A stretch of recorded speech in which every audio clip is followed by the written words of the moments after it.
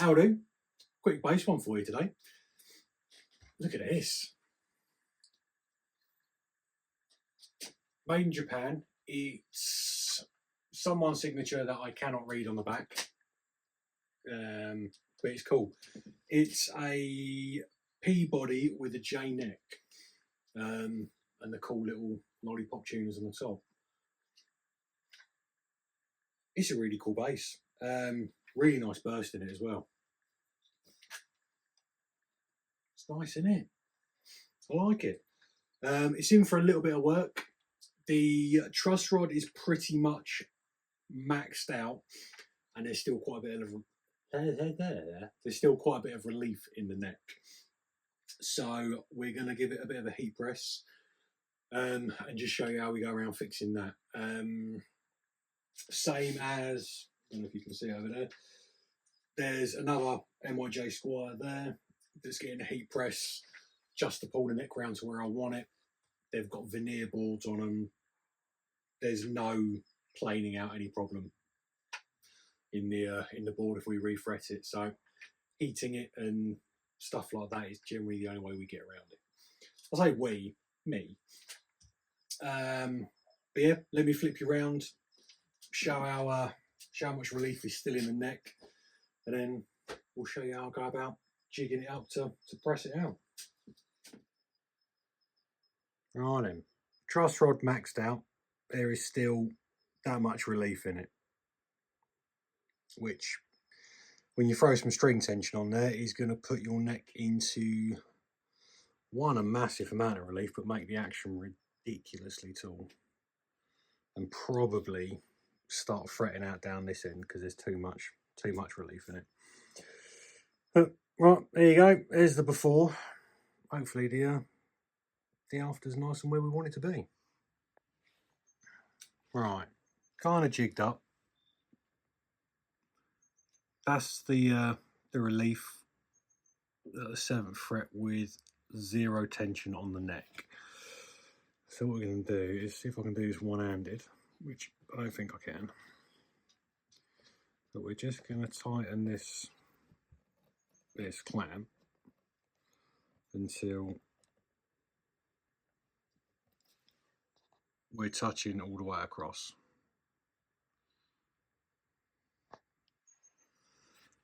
Yep. Ignore the red neckery of the heat clamp. It is just a acoustic side bender and controller stuck in a piece of aluminium floor tubing. It's honestly all you really need it to be.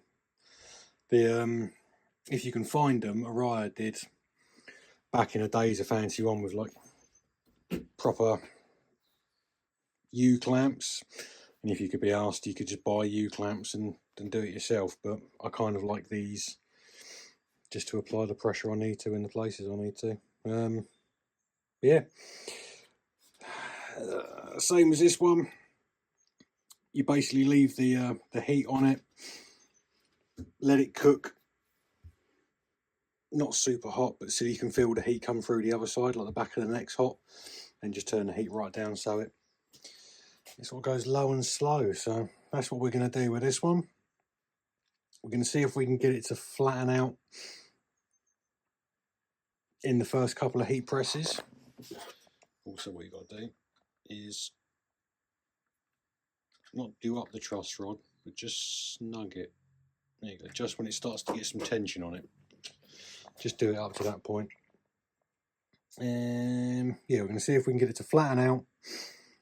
And then from there, what I'll probably do is actually put it into a bit of a backbone so that when tension goes onto it, the string tension, it pulls the neck into relief, and then the truss rod actually does what it's supposed to do and take that out.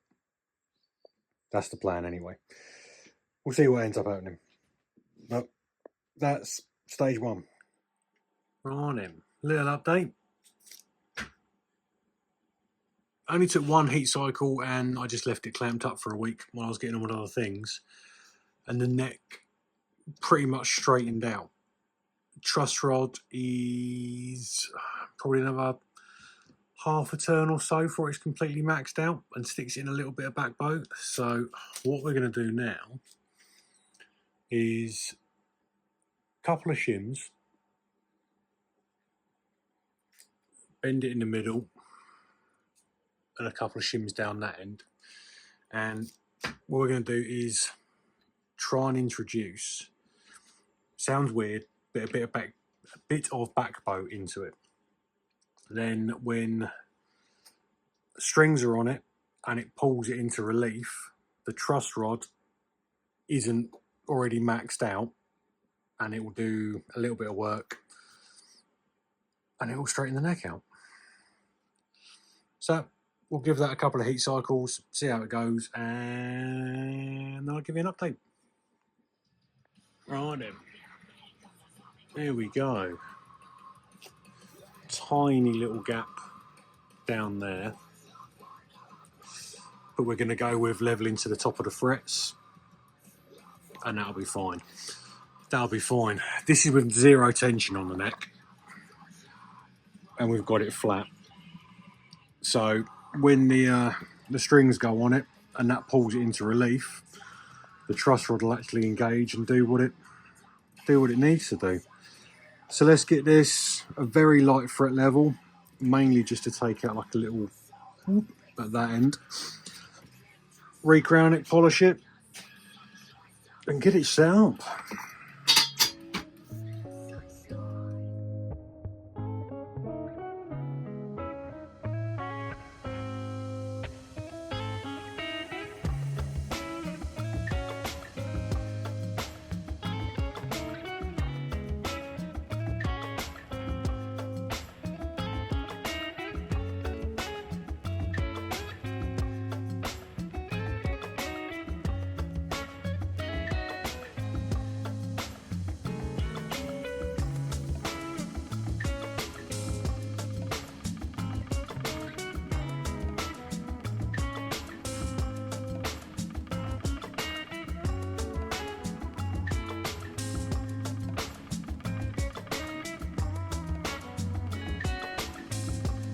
Okie pokey. Right then.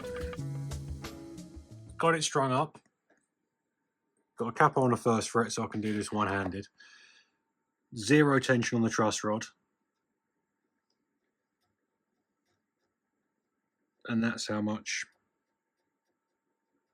I'm not measuring it, but that's still quite, well, it's too much relief.